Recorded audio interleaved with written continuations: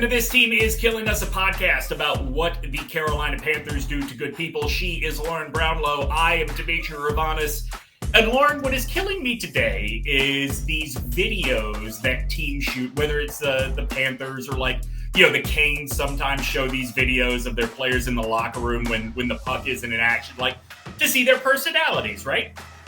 Sure.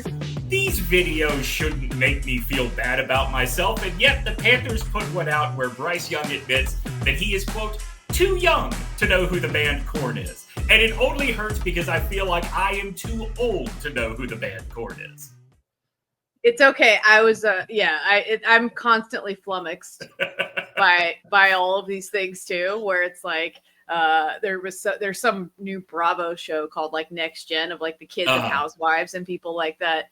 And one of the girls in New York, they're all in New York City. One of the girls was like, When Harry Met Sally. And they were like, I haven't seen that show. And I was like, what is happening? Yeah, it is. I think both you and I, because you're only a few years younger than me, but you've probably very much entered this stage where every time a new class of, be it rookies or, those guys 24, 25, where they're emerging as superstars, it just dawns on you that, man, if I were cooler in high school, they could be my kids right now. We're at that stage, and we're going to get to a point sooner rather than later where people that could have been your kids if you were cooler in high school are going to be retiring. And it hurts. It genuinely hurts.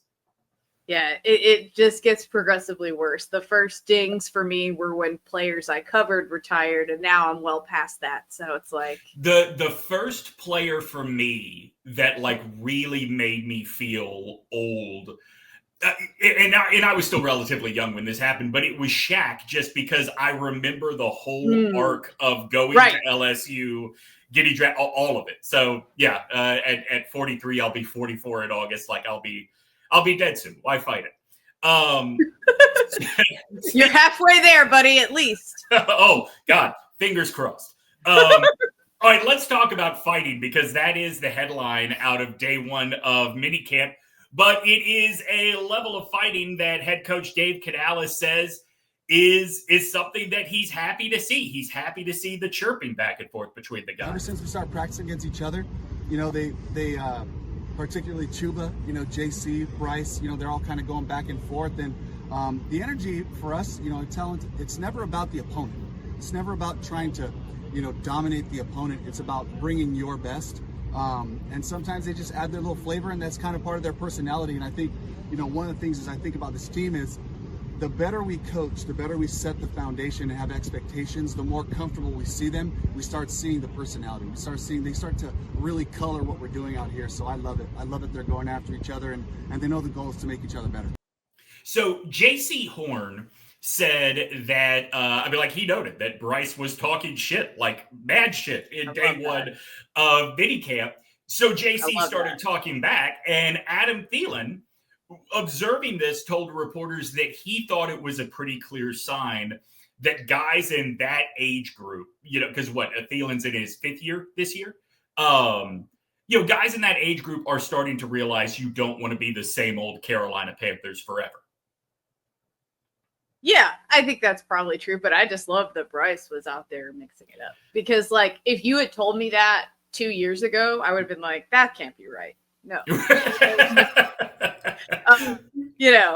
But it's he's letting more of himself, like Canales said, he's legit, letting more of himself out there. I mean, we saw it, and it's much more engaging, and I think, you see a looser Bryce as a result of that. The guy that was just sort of looking all timid and not saying anything of substance to the media and all that, that guy's gone now. So I love to see it. I love to see the quarterback mix it up. And look, my favorite Panther of all time punched a teammate. So, I don't like the little intra-team fighting. Well, and also the other thing that strikes me is this is only the second time since Bryce has been on a, national platform that he has some continuity from year to year. Combine that with coming off of the way he ended the season. I could see why that would build some confidence. And when you add to that the fact that he has got both a second year and a rookie wide receiver in camp, I think he's naturally inclined to see those guys and recognize he's got to set some sort of pace for them. Yeah, for sure. Yeah, and I think I think it'll be a good thing ultimately. Like it's better that way. Like there's nothing. I mean, those guys are like competitive at everything they do, and that's how they get to where they are. Like they have like a deranged mentality about everything. Like these are the types of guys that would like cheat at board games and stuff. Right. And like, right, it is that level of taking every single second of your day seriously that's required to get to this level of athlete. One thing that jumped out to me from Mike Kay from the Charlotte Observer, who was there at camp, he filmed what he could. He noted on Twitter that there were things he couldn't film. He said that Bryce was dropping absolute dimes, particularly to the guys that he knows. He called out Jalen Coker, Xavier Legette, and Adam Thielen as guys that Bryce just seems to know where they're going to be when. He noted that Teteroa McMillan dropped a couple of passes and then immediately after that noted it's June. Like it will be like it's nothing to freak out about. But it does seem like through the trials and tribulations of 2023 and 2024, Bryce has developed a level of trust, and his guys are paying it off. And granted, we're in minicamp. Everything is supposed to run smoothly in minicamp, but it's good to see these notes like they know Bryce knows he can count on them to be where they are supposed to be at specific times in his throwing. Yeah, I mean, that'll certainly help because like we've seen it when he wasn't at his best, that there wasn't that trust. And you get it to an extent, especially if you've had some turnovers and whatever, trying to trust that guys will be where you think they are or whatever. So, but yeah, it's really nice to see that. It is June. So yes, I won't get, that's like my oath to myself. Like I will not get too excited and I will not get too upset about anything that happens. Because like, honestly for me, and we've talked about this, like the biggest thing I'm circling at this point is getting them to the preseason and seeing what that approach is going to be with Bryce, because you and I think are on the same page with that we want to see him get more action than he got last year. Well, because part of it for me is because we heard a lot of these same things out of last year's mini. Exactly. That Bryce seemed to be like very quickly connecting with XL. So yeah, I'm with you. Like you want to see how it pays off. I also think it is good, like you and I during the season, especially when he made his comeback, we talked a lot about what was noticeably changing in his footwork. I've seen a couple of those like YouTube football film guys sort of break down that to a certain extent, Bryce's footwork hasn't changed. He's still taking a lot of those little choppy steps that most quarterbacks don't take. It just seems that DaveCanales and the receivers understand what that means for timing now. And Bryce is able to stay on schedule, whether that's a trend or whether that is, just selective examples, like cherry picking examples in film. I don't know, but the fact that the Panthers have figured out how to make that work for them is not something I would have thought was possible during the Frank Reich weeks. Yeah, and it's funny you mentioned that because like to me, a lot of this feels, and we'll see, it's early for him too, right? And he's got a lot to learn, but this kind of stuff is why I like DaveCanales really. Like I just think between like him liking the fighting and just like wanting these guys' personalities to show and the ways that some of these guys have been brought along, like I think he is the right coach for this team at this point it like where it is right now. Do you know what I mean? Like they're essentially all in the same stage of development together, Canales and this team, and they're gonna like sink or swim together. But I think like his mentality is a good one, and I think like his even keeledness and like his like chillness or whatever, and his like ability to just sort of let these guys kind of come along at their own pace and whatever, and let them be who they are. I think it's really a good thing for this group. And it's something that makes me feel good about him moving forward. Well, look, I mean, I'm not going to deny that there were times last year I got frustrated, not just with Canales, but also with the defense and with Ejiro Evero. But I do think that there is a really smart thing going on with Dan Morgan where he is bringing in young dudes. I mean, his first two first-round picks are at places where Dave knows he can make a difference with them. And I think that as he is, we talked about this, he's still learning. He'd only been an OC for 1 year. He's still learning to be an OC while also learning to be a head coach. That's got to build confidence in you to bring in the newest pieces. Okay, I know what to do with that guy. I know what, a young wide receiver, a uniquely physically built wide receiver needs in order to build that kind of confidence. Yeah, for sure. And I think it helps. And I think like the young team part, he's a young coach, like you said, too. So it's like there's the inexperience they all have. They'll kind of grow together, and there's not going to be like, I just think it's perfect for what's going on here. And I get your frustration. I understood it at times last year, but my thing was always like, look, he's new. He's new to this, and we've got to remember that. Like, there's gonna be some growing pains. Like long term, I never lost belief personally. Yeah, and look, that's sort of where I've gotten to on Evero. Like Morgan can make these picks because Evero has the reputation he does, and defenders want to rally for that guy. You can play to your head coach's strength because you have a DC that is highly regarded. Now you just need to put the talent on the field to let him cook, as the kids say.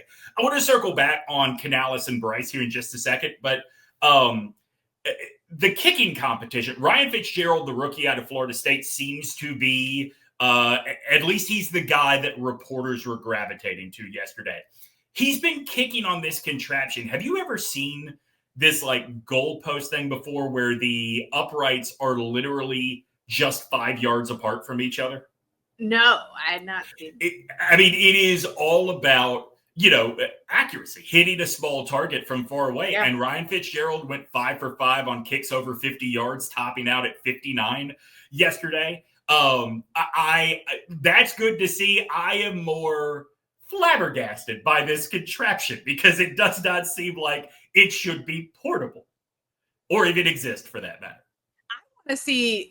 You know how like it's such a convention of NFL broadcasts for them to be like, oh, I saw him hitting from 60 in warmups, right? And whatever. I want to see them warming up on this guy, and then we'll talk about it. If you see him hitting from 60 on that thing, okay, now I'm interested. It's interesting. The reason I'm surprised that it's portable is because of that very thing. Like, would you not be carrying this with you to every game and having him warm up on that all the time?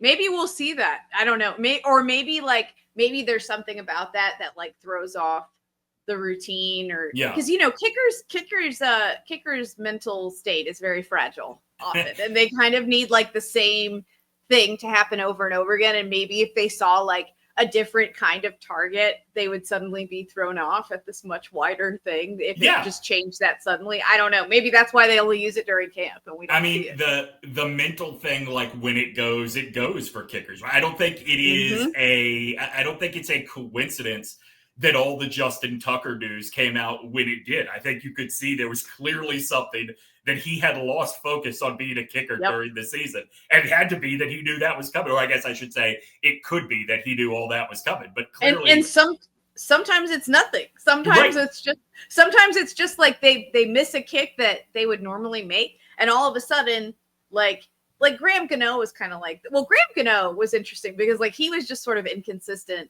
all the time. Mm-hmm. So it wasn't like you got used to any level of like consistency with, at least that was my memory of him. Maybe he got more inconsistent as his career went on, but he would just be flabbergasting because he could make like a 58-yarder and then he'd miss like a 42-yard. And you're like, why? Yeah. Or an extra point. And you're like, please, no. I mean, think back to that Alabama LSU 9-6 game in 2011. Like, do I have to? There were what a combined, was it 5 combined missed field goals in that game? 3 from Alabama. Were they all by Alabama? LSU? No, hey. Hey, I know y'all don't do that anymore. I know. I know. 3 by Alabama, 2 by LSU. But I think as you get to like missed kick number 3, the energy of the building, particularly for the home team, and in that game it was Alabama, like that's got to translate to the kicker, man. So if you can, it's the thing they teach snipers in the Marines: aim small, miss small. Like that's got to be the way you train these guys. And I can't believe we didn't know this is what teams have been doing for years. It seems so obvious once you see it. Listen, you know me, you feel the same way. Like we're both low-key fascinated with that facet of the game because it's not one that's often like discussed or seen or whatever. Like kickers should be seen and not heard, and they just need to make their kicks and whatever. But like we back in our radio days, we tried to kick a field goal or whatever. It's we didn't go through probably like the whole process that those guys all do, but it's hard. Lord, we were kicking literally from the goal line. Like we were kicking not even regulation field goals. Not even like an extra. It's more than like the shortest extra point you can imagine. It was less than that. It was like, it was terrible. All right, so I said I wanted to circle back on Bryce and Canales. Did you see Joe Person's column in The Athletic sort of about the rebuilding of their relationship following Bryce getting benched and the way that things have progressed really since that time, but particularly since Bryce became the starter again? No, I haven't seen that one yet, actually. So it's a really good column, and it starts with the fact that Dave Canales showed up to BryceYoung's camp that he did for kids in Charlotte. Oh, okay. Yeah. And one of the things that was really interesting in there is that Joe Person talks to Bryce's dad a lot, who is at this camp. And listen, I'm fascinated with his dad. His dad is the one that was really hammering home, first of all, that the family, the management, the agency all around Bryce, they were, I think, understandably, even though you understood why the guy was getting benched, they were naturally frustrated. They talk about angry. I think Joe Person uses the term furious that Bryce got benched. Dave Canales acknowledges what took him so long and what was frustrating about hearing that Dave Tepper was making this call is that Canales was being very careful to think about the long-term implications this could have on Bryce. If I bench him, am I ever going to get him back? Right. We talked about that. Yeah. And so Bryce's dad points out two things. Number one, he points out that he sees a real commitment to solving the issues around Bryce so that all Bryce has to worry about is getting better in the personnel moves. The other thing that Bryce's dad pointed out is he even acknowledged he can't speak for every player, every team around the NFL, but it's not only that Dave Canales showed up when Bryce was addressing these campers. It was that Dave Canales stuck around long enough to insert himself in some drills and really be a part of the camp that, sort of reaffirms. It's one of those like visual affirmations that, this is a business, but there is a personal relationship here that is going to pay dividends. Yeah, there has to be. And we talked about that too. Like we worried about that at the time, and we didn't really know whose decision it was for sure. And, David Tepper has made sure that we never know for sure whose decision quarterback things are. So, thanks for that. But yeah, like, and it is tough. I mean, we thought he needed to sit down, but we were also worried. We were worried about what it would do to him too, but what we could tell it wasn't working in that moment. And I think, that it's interesting to hear that they were mad about being benched, because for me, if I care about Bryce, I'm like, please get him out of there, to be honest. I think that Bryce is such a and this is just knowing what I've known about him since Alabama and assuming he's such a fan of Steph Curry and the Golden State Warriors that I wonder if he and as a result his family, his team, whatever, have that mentality of how do you get out of a slump? You keep shooting. Like that's all I can figure was the genesis for the frustration. One thing in this story that Canales says, and I think it is, I guess it shouldn't be surprising, that Canales is more forthcoming about his emotional state in all of this than Bryce was. But it stood out to me that there is still a lot to learn for Canales, or at least last year, there was still a lot to learn for Canales about managing an NFL team. Sure. Where he talked about even when it looked like it clearly was not any better with Andy Dalton in there, he said, he had to get over the fact that this is hard to do to Andy because he's been such a good teammate and done everything we wanted, even as the starter. Andy didn't view it as, okay, well, I'm the starter now, Bryce, good luck to you. Like Andy was still there with Bryce. So I do think that they're, at least with last year, like I can't speak to this year or until the next tough decision comes up, Canales still had to be forced into some tough decisions, it sounded like, or at least had to be told making tough decisions was okay. But overall, I think the experience is going to end up being a good thing. Like I hate the term blessing in disguise, but that is kind of what it seems like it's going to be for Bryce and for the Panthers. Yeah, I agree. And I think, like, did he get a little lucky that it worked out? Yeah. Yeah, I mean, more than a little. Let's be honest. Yeah, because we've seen, but I think it speaks to, who Bryce is to a large degree too. Like, I think that's what it speaks the most to me, because like to have the mental toughness and whatever to like flip that around from where he was to where he ended up is, it's just impressive. I mean, I was stunned by it. I still am stunned by it when I think about it. Just that's the flip. Canales acknowledges that their personal relationship needed work after he benched Bryce, and Person talked to some other people in the organization that affirmed that. Like, it's hard for me to imagine BryceYoung talking bad about anybody, not because he looks like a little sweetie pie, but also because like he's just from that generation that is so manicured and professional. But look, I mean, acknowledging that and realizing that the way to do that for a guy like Bryce is to focus on the football and let him come to the personal side when he is ready, or let him come to the improving the personal side when he's ready, I think speaks to how prepared or maybe how predisposed Dave Canales is to being a head coach at this level. Like that column really grew my confidence in Canales as a head coach. The thing I have always liked the best about Canales, and I hope everything else will come along with it, is that he seems to really understand people in a way that a lot of NFL head coaches don't, or at least have an interest in understanding them. Like a lot of NFL head coaches don't even care. They're like, whatever. I wonder how much of that interest in understanding people you think is tied to the thing we've joked about the most, that toxic positivity.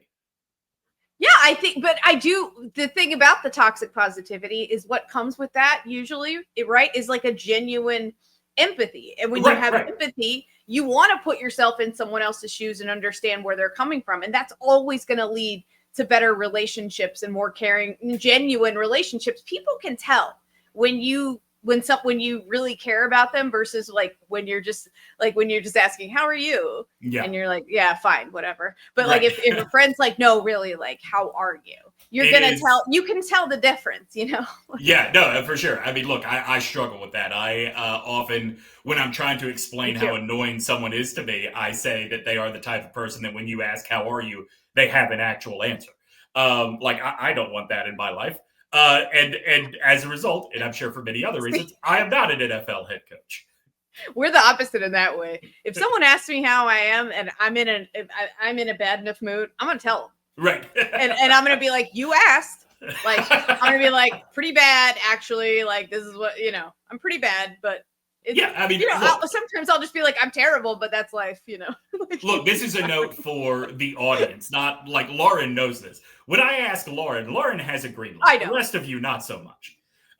The Sports Podcast Festival returns to the Rialto August 23rd, and we have a BOGO deal. If you go to therialto.com or etix.com, enter the promo code SPF25 at checkout, SPF Sports Podcast Festival, 25 at checkout. You buy one ticket for face value, $59. Your next ticket is going to be just $30.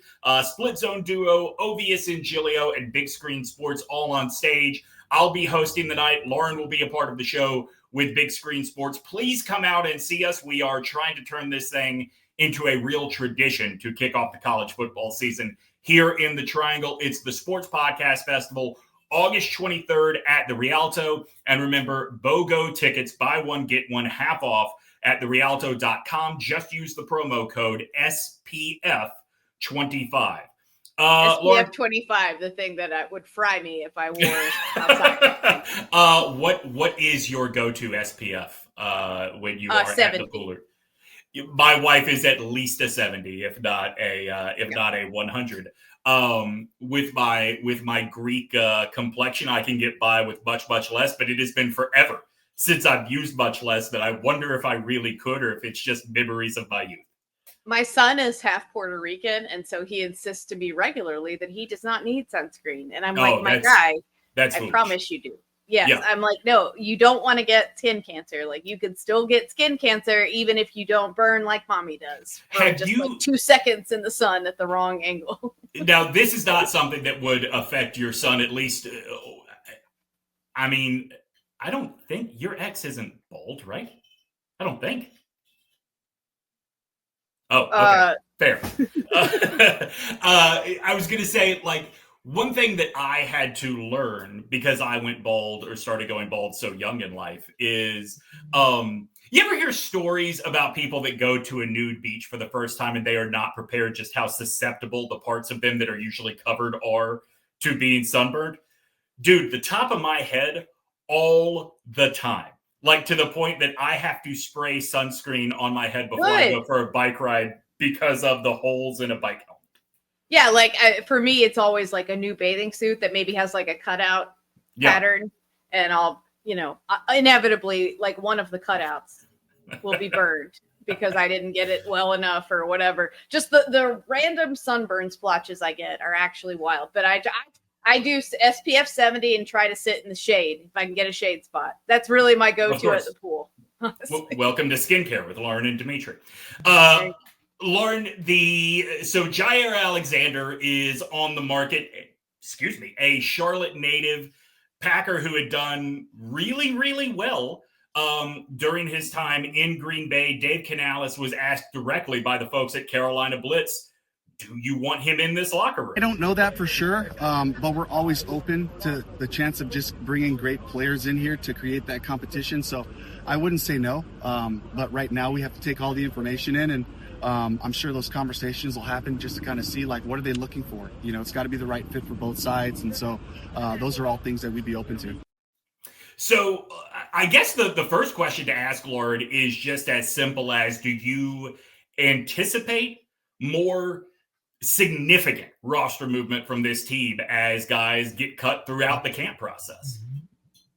I would hope so, to be honest. Like, yeah. I think that has to happen. Sorry.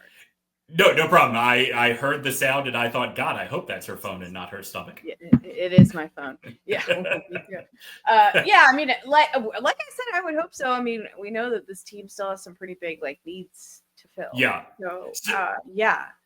So Alexander is interesting because on the one hand, imagine a backfield that is a defensive backfield, obviously, that's J.C. Horn, right. JaireAlexander as your corners, and then Trayvon Morin is the anchor of your safeties. Maybe then it's a little bit easier to stomach that Lathan Ransom is the other starting safety. He's from Mint Hill, a suburb of Charlotte. He's 28 years old. There are a million reasons that this is a no-brainer. On the flip side, he's probably going to be very expensive.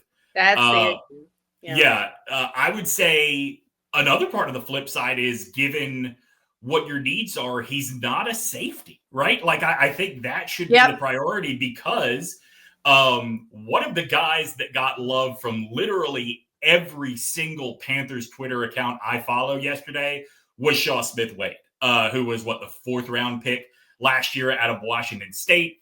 Played some spot duty at nickel, but if he's coming along where he at least can give you a season as a starter, do you have to go after a JaireAlexander? Is it easy to justify not doing it? I don't know what the right answer to that is, because I don't know how to evaluate defensive backs when they're not going up against receivers.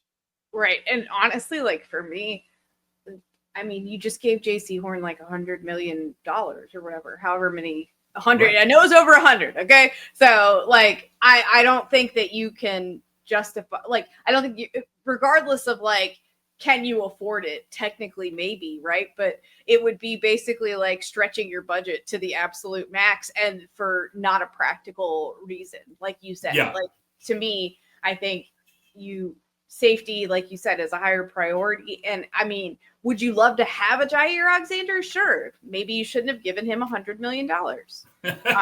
Yeah. And no offense, like y'all, but y'all know how I felt about that. I just felt like that was too much, but it is what it is. They've already done it. So like at this point, I think you have to stand pat and concentrate on safety. Well, Lauren, it's not only they've already done that, it's they've also made all the moves on the defensive line and all the moves with edge rusher. I mean, there's a lot of money tied up right now. And so it's not just JaireAlexander. It's when you hear that the Dolphins are still looking for a taker on JalenRamsey. And sure, he says he would love to play for Ejiro Evero. You still have all those same no's. He's too expensive. He's not a safety. And if you have a young corner emerging in Shaw Smith-Wade, does this make a whole lot of sense? Like I think the Panthers.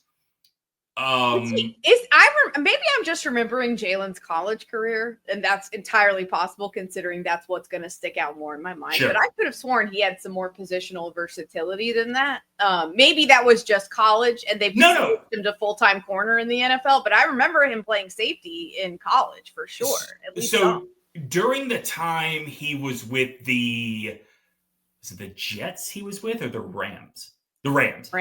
During the time he was with the Rams and then now with the Dolphins, I can't really speak to. I remember when he came into the league that one magical Jaguars season, they were moving him all over the secondary. Yeah, that's how he was in college too. Like he could play almost anywhere in the secondary. That's part of what made him so valuable. So I hear you that he's not technically a safety, but for me, if you're asking me like who I think would be more worth a little bit of spending. And like the thing is with Jalen is he's been looking for a while now. So that, it's like anything else, your market value starts to tank a little bit once you've been on the market. I've got housing market on the braids somehow. No, I mean, look, the difference between him and Jaire though is that he has a contract attached to it. Right. You're not going after a free agent. So you do now, like to your point, and the housing market's a good example. You can offer the Dolphins very little, and they might just be happy to get anything to get the guy off the thing. Books. Yes, once you've had it long enough. Right. It's like once you've had it long enough and you're just like, I got to get rid of this thing. So the other part of this, and we'll wrap here, is both JaireAlexander and JalenRamsey kind of have a reputation and, frankly, a history of being bad teammates, of being quote unquote locker room poison. I mean, Ramsey, now this is the second, he's been on 3 teams in the NFL, the second one he's demanded to get away from. JaireAlexander. A Jimbo Fisher FSU player being a locker room problem? Demetri, who'd have thought? Who'd have thought? JaireAlexander, I think this is part of what accelerated the process of just cut him. We don't need the headache. Last year, the Panthers were not equipped to take this on. I mean, like you saw how quickly they just threw their hands up on Deontay Johnson. I wonder if they are more equipped now. Not saying I'm making the case that they should, but now, is there more of a culture that a malcontent would not just overwhelm the locker room? Yeah, I mean, it's possible. And also, when I hear, I'm not saying that it's not true because I'm not in those locker rooms. Yeah. However, I sometimes like to take those reports, not with a complete grain of salt, but I often know that they're coming from the powers that be from time to time in the league, and not necessarily sometimes they're coming from the players themselves. I get that. I think so. Like, I hear you. I think Deontay Johnson was clearly difficult to deal with. But where did we hear? Like, did he never got benched? In Carolina, we never heard about that in Carolina. We heard about it elsewhere. And it's possible that maybe he was busting his butt here for the most part and maybe he started to become a problem. And at that point, Canales was yeah, it's fine if we get a good offer. And then he was haha, I mean, it is what I think last year he ended up on 4 teams, right? He ended up with the Panthers, 3 or the 4, Ravens, yeah. the Texans for sure. And didn't he And end up the Raiders, with maybe? I was thinking Oh. the Chiefs. Like, I think the Chiefs picked him up at the start of the playoffs. He may not have played a game, but I'm pretty sure he was on the Chiefs roster. Yeah, that actually sounds like a computer. I thought it was Ravens or I don't know, one of them. Yeah. You're right though. The Ravens cut him. I think. Yeah. So I mean, yeah, he's been all over the place, but the only place he had any stability last year at all, and like was here. So I mean, and look, there were very particular circumstances with him last year. First of all, you traded for him with a guy you were probably going to cut anyway, knowing that this was a possibility, knowing what the reputation of Deontay Johnson was. He was also a diva wide receiver coming into a situation with a quarterback that was probably not prepared to be an NFL quarterback. So as you flip that to JaireAlexander, and I'll focus on him because so many people are connecting the dots of Charlotte native. He belongs in Carolina. Is a completely remade defense, even if it is more veterans than rookies, more proven veterans than even young guys. Are you looking at possibly the same situation? And with JaireAlexander, who has produced all pro seasons, are you in even more dangerous waters? I don't know the answer. Yeah, I don't either. I mean, I just think they would probably have to just do their homework and figure out as best they can, like what was really going on? Like, whose fault was it? All that stuff. Like, what's the real situation here? And is this worth pursuing? I have a feeling that neither of them end up here anyways. That's just my hunch, but we'll see. It's interesting to me. Yeah, I think you are right. And I think the other significant part of this is it seems like, and I don't know if Dave Tepper is on board with this, but it seems like Dan Morgan and DaveCanales are content to be patient and let their guys come together to be the team. This whole thing, it almost reminds me of like, I don't know. There's this thing like sometimes when you're single or something and people are like, oh, so-and-so just got to be single. And you're like, okay, so I'm just supposed to pick this person because I'm like, I don't have to pick this person. I don't have to choose anyone. That's exactly what's going on with JaireAlexander right now. Yeah, because he's single and he's in your neighborhood. Right. They're like, oh, the Panthers have secondary problems. These guys are around. It's like, yeah. And like, that doesn't necessarily mean it's a good fit for everybody involved. Like, I agree. And you know me, like I'm in full panic mode with the secondary at this point, but I'm still like, you don't have to pick a guy that could mess things up if, just because you're in need. You could figure out a way to meet it some other way.